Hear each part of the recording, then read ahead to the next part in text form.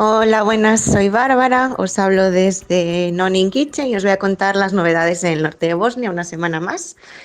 Nonin Kitchen está presente en Kladuša y en Bihać. Bihać está cerca de Lipa, que es ese lugar que se hizo muy famoso en las últimas semanas porque hubo un incendio en el campo que había.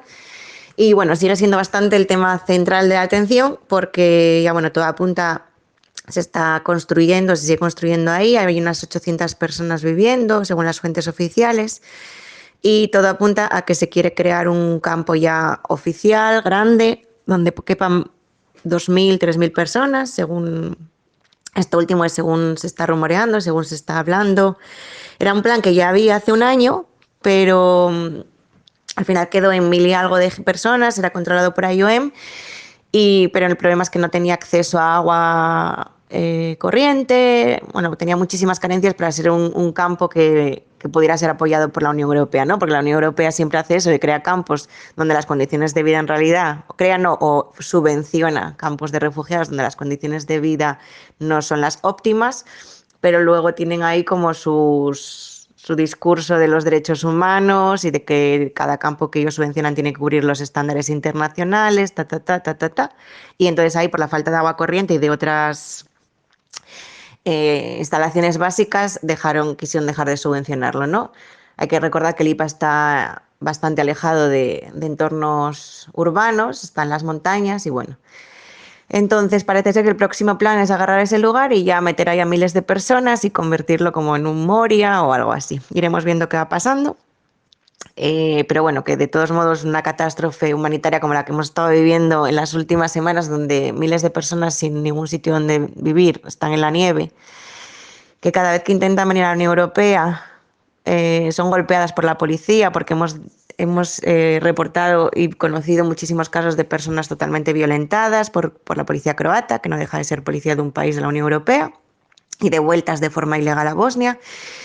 Y entonces la política europea, a pesar de toda esta catástrofe humanitaria, sigue siendo cerrar fronteras y construir campos donde las personas en realidad viven muy malamente y bueno, y luego subvencionar a aquellos que deciden volverse a su casa porque no pueden más, subvencionar esas deportaciones. Entonces, bueno, sigue siendo una política demencial a pesar de todo.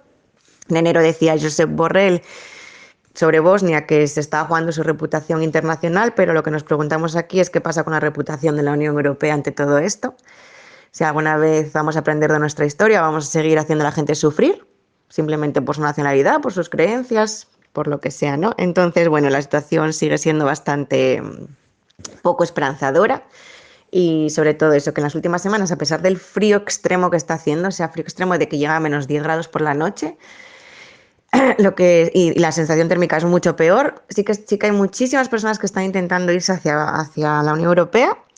Hay que recordar que no hay ninguna vía legal ni segura para cruzar, entonces la única forma que hay es cruzar bosques a escondidas y llegar a algún país seguro donde poder pedir asilo. Y muchísima gente está intentando el game y muchísima gente está viniendo de vuelta sin ropa, o sea, sin ropa de abrigo, porque la policía les sigue quitando la ropa con estas temperaturas. Y estamos haciendo un montón de distribuciones de ropa, pero muchísimas al día, precisamente por eso, porque la gente de repente te llega y no tiene nada, y otra vez, y otra vez. Entonces como un constante salir ropa. Y pues nada, así la situación desde Bosnia. Un abrazo a todo el mundo. Seguid las redes sociales de Nonin Kitchen para seguir informándoos y porfa, y compartir, porque al final todo esto tiene que saber si hay que acabar metiendo presión para no consentir esto nunca más.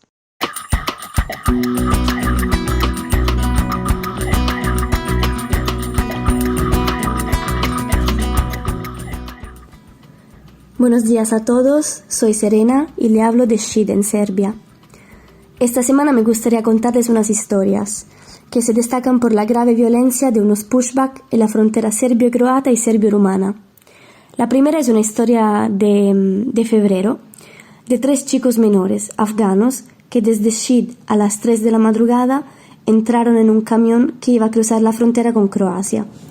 Se quedaron un día entero dentro de ese camión hasta que no llegaron al checkpoint croata de Bajakova. donde la policía croata los descubrió y les obligó a bajar del vehículo. Los chicos dijeron que había 15 oficiales croatas y estuvieron retenidos durante 1 hora.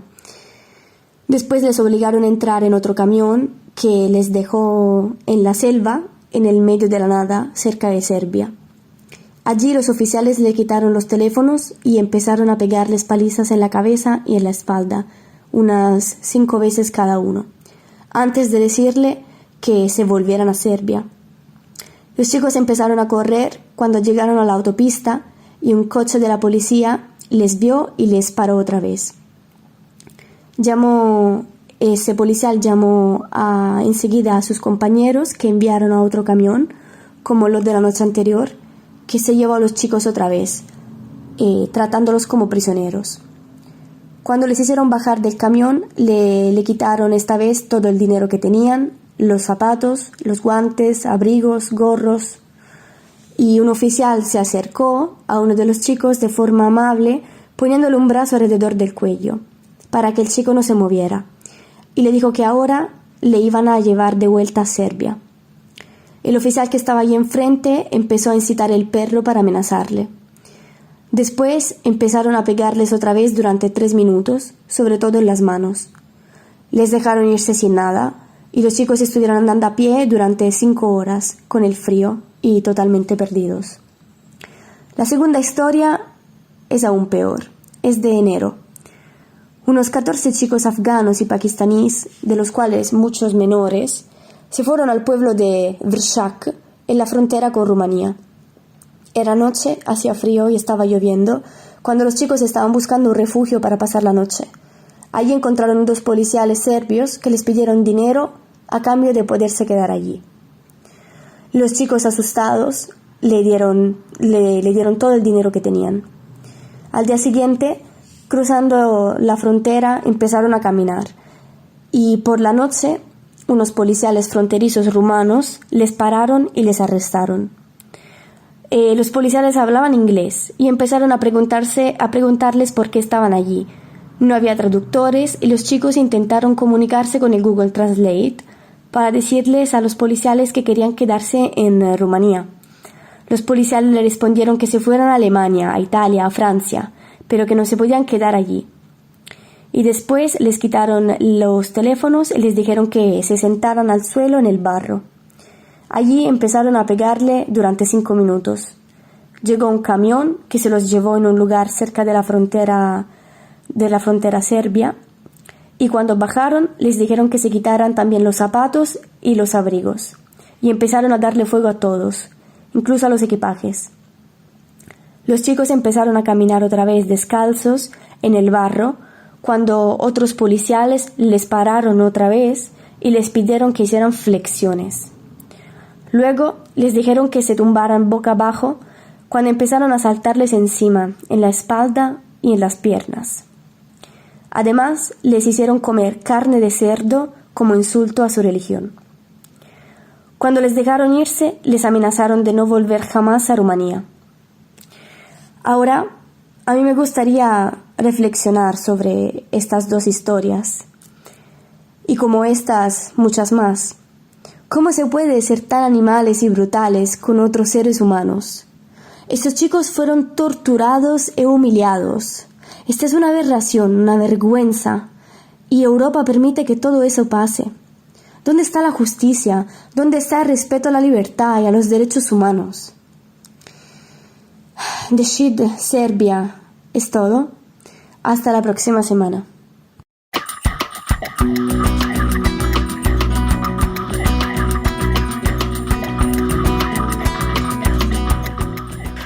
Hola a todas y todos. Aquí en Patras la última semana ha sido testigo de una enorme disminución de las temperaturas, trayendo nuevamente el frío en las fábricas abandonadas cerca del Puerto Nuevo. Por lo tanto, la solicitud de ropa de invierno, mantas y sacos de dormir es alta, y estamos terminando rápidamente la gran cantidad de donación de ropa que recibimos hace casi un mes. La gente también está más débil y lamentablemente, visto el aumento de las restricciones por culpa del COVID, esta semana no hicieron el mercado callejero, donde solemos ir a pedir donaciones, sobre todo de verduras y frutas. Sin embargo, estamos haciendo un esfuerzo considerable para asegurar que todos tengan la posibilidad de quedarse en buena forma física. Para esto, esta semana recibimos ayuda de nuestros amigos locales, que nos dieron algo de comida y madera para el fuego y para calentar el agua. En las fábricas vemos llegar gente nueva, que necesita no solo comida y ropa, sino todo lo necesario para dormir y no sentir frío. Entre estos recién llegados también hay muchos menores que deciden intentar llegar a Italia jugando el game, que es el nombre que le dan las personas en movimiento a su intento de llegar a Italia por mar, escondidos bajo los camiones que cruzan el Mediterráneo. Como la represión aún es bastante alta, existe riesgo de que se extienda una inseguridad y frustración generalizada entre la gente, y es importante dar apoyo humano y siempre tratamos de hablar con los chicos y de estar juntos en estos tiempos difíciles. Sin embargo, también existe una gran necesidad de asistencia jurídica, tarea para la que estamos recibiendo una fuerte ayuda de nuestros socios locales, con los que estamos colaborando para desarrollar también ese tipo de apoyo. De hecho, todos los días sabemos de personas que han sido detenidas o rechazadas por la policía y las guardias de seguridad del puerto, y es muy importante que todos conozcan sus derechos.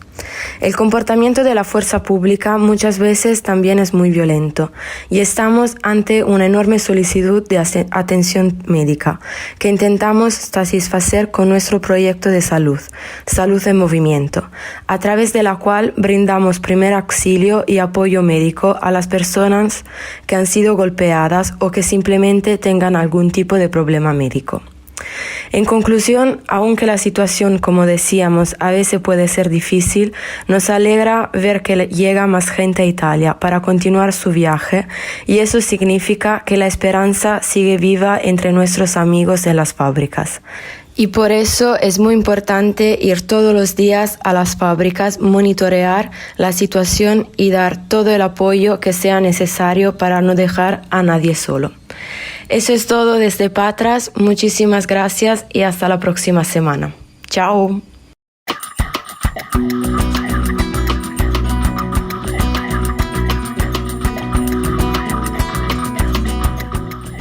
A todos de nuevo desde Atenas, Grecia. Soy Gemma Carrasco de No es solo comida. La situación en Grecia no va a mejor, todo lo contrario. Nos estamos empezando a sentir un poquito bastante ahogados los voluntarios que por aquí campamos. ¿Cómo está la cosa? Actualmente, como sabéis, desde el incendio de Moria se iniciaron los traslados de una manera más masiva hacia el continente, y ya advertíamos de que aquí no se estaba preparado porque el sistema griego es una auténtica barbaridad. Vamos a ver, siempre hemos comentado, es muy distinto cuando tú entras por las islas que cuando cruzas la frontera terrestre Turquía-Grecia.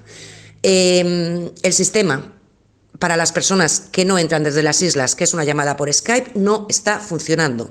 Se pueden tirar meses siendo ilegales porque ni siquiera han tenido el acceso a decir que están aquí para pedir asilo, ¿vale? Ese es el primer punto.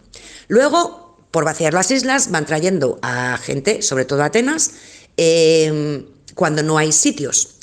Para evitar eso, como ya sabéis, cuando tú vives en un campo, durante el tiempo en el que tú has pedido por asilo, tienes una pequeña ayuda que son 90 euros si eres una persona soltera residente en un campo, 450 como máximo si eres un núcleo familiar, da igual el número de miembros que lo compongan. Es decir, da igual si tienes 3 hijos que si tienes 7. El máximo son 450. Pero bueno, estás viviendo en un campo. Recuerdo que aquí los campos también tienen tiendas de campaña de verano. Cuando a ti ya te dan los papeles de asilo, se han sacado de la manga la Comunidad Europea y el gobierno griego un programa que se llama Helios, que es durante 6 meses, te ayudan, te pagan el alquiler. Para tú tú tienes que hacer el contrato de alquiler. Para tú tener el contrato de alquiler, tú tienes que tener tu papelito de que ya tienes tu estatus de refugiado y así poder empezar a hacer pues todos los demás papeles. Es decir, papel de la Seguridad Social, papel para Hacienda, para pagar tus tasas, y a partir de ahí es cuando puedes alquilar un piso. Como la burocracia en Grecia es lo que es, tenemos a gente que lleva 1 año, 8 meses, 7 meses, por muy distintos motivos. En unos casos es el racismo de los funcionarios que les atienden, en otro es la propia burocracia, que es patética. No hay casi nada digitalizado en Grecia, es ahora cuando están comenzando a hacerlo, y lo que han hecho no funciona, como algo que anunciaron a bombo y platillo, de que ahora podías pedir tu primera cita para la petición de asilo vía internet. No está funcionando, esa es la realidad, por mucho que los periódicos no lo cuenten. Ese proyecto, que dura 6 meses, lo dan en masa. ¿Qué ocurre? Pues que ahora las 12.000 personas a las que hace 6 meses se les concedió esa ayuda se quedan en la calle, pero además se quedan en la calle en medio de una borrasca. Es decir, igual que vosotros habéis tenido Filomena, nosotros estamos teniendo ahora Medea. 50 centímetros de nieve en Atenas, es decir, está nevando en ciudades a nivel de mar, temperaturas de -6 grados, de -4 grados, y no hay mejor momento para que el gobierno griego decida que un hotel en Corintos que tiene a 400 personas se acabó y echen a la gente, a las familias, a todas las familias, 400 personas sirias, 200, a la calle. Esto ha sido antes de ayer. Pero es que además lo gordo de este caso es que el representante de la Organización Internacional para la Migración, IOM, asegura que estos sirios tienen sus papeles del asilo, y todos los residentes nos comunican que no, que ellos siguen teniendo sus papeles provisionales, es decir, ni siquiera pueden tener la opción de alquilar un piso o de salir de esta situación, ¿vale? El dueño del hotel de Corintos, pues por suerte es un buen hombre y les está dejando entrar a pasar la noche y resguardarse de estas temperaturas. No sabemos si es por motivo de esta borrasca o si el hombre intentará alargar un poco más la situación, pero es que realmente es insostenible. Cuando estábamos apagando ese fuego, de repente ayer nos llega la noticia de que en otro punto, a unas 3 horas en coche de Atenas, está pasando exactamente lo mismo. Ahora mismo los médicos, el equipo de médicos voluntarios está allí atendiendo a la gente en la calle. El dueño del hotel de allí no ha sido tan amable. Ya os digo que ahora mismo estamos a 4 grados en Atenas. Para que os hagáis una idea de cómo estamos, ¿vale? Y son 12.000, no estos 400 de los que os hablo, los que en los próximos días, la mayoría terminan el contrato del piso este mes, a finales, se quedan en la calle. ¿Qué ocurre? Esta bola y este número cada vez se hace más grande, y los apartamentos y las cositas que hemos podido ir alquilando unos y otros aquí y allá siguen siendo el mismo número, y ya no hay 1 centímetro cuadrado en el que meter a esta gente. Entonces se nos presenta una primavera muy, muy, muy complicada. Destacar también el campo de Risona, en el que los propios residentes del campo se han levantado, además encabezados por mujeres. Os invito a pasaros por nuestro Facebook de No Solo Comida, que ahí tenéis colgado algún vídeo de lo que allí pasó, pues porque lamentablemente tampoco tenemos más tiempo para contaros todo esto en detalle. Y nada más, un poquito agobiados, o mucho agobiados, pero seguimos. Nuestro pequeño proyecto sigue adelante, pasándolo bastante mal, porque de las 9 personas que atendemos ahora, 6 se nos quedan en la calle a finales de mes y no vemos salida de momento, pero bueno, esperamos que algo se pueda hacer. Un saludo a todos.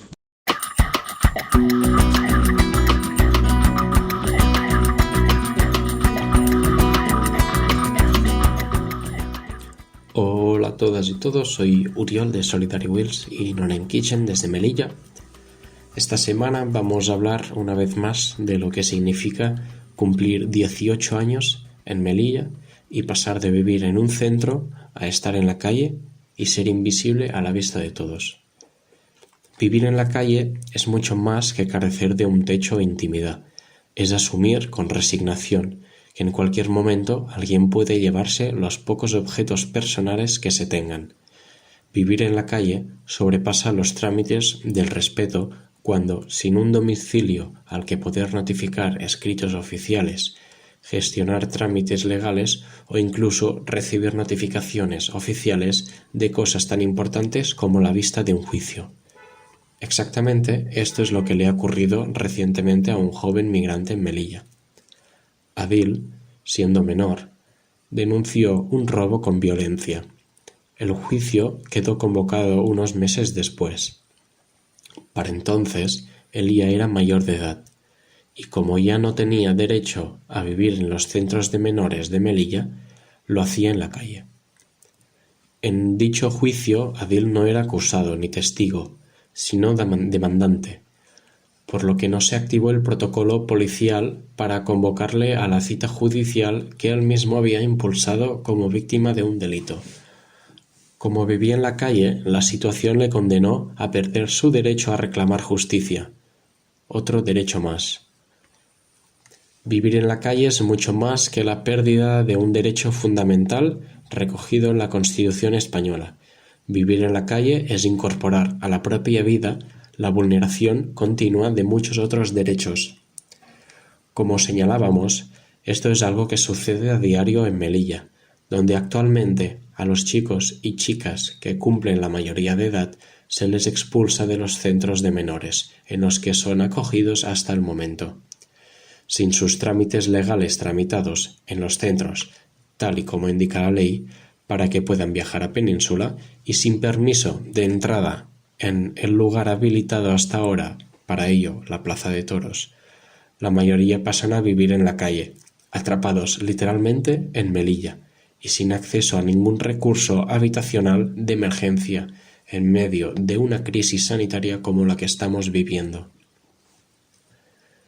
Chicos y chicas de 18 años, más un día, experimentan en carne propia y con multitud de efectos colaterales eso que es mucho más que no tener un techo, convertirse de repente en invisibles a ojos de todos, con todo lo que eso supone, especialmente para las jóvenes. Dentro de este fenómeno, las mujeres salen aún peor paradas. Ahora mismo, en Melilla, solo tenemos constancia de 3 mujeres que viven en la calle. Sabemos que hay más y que no hay fórmula para que, una vez dentro de Melilla, salgan de la ciudad. Pero no hay rastro de dónde están. Los testimonios de algunas de ellas nos hacen saber que muchas, desprotegidas e invisibles, acaban condenadas a la prostitución, a la explotación laboral u otros tipos de esclavitud.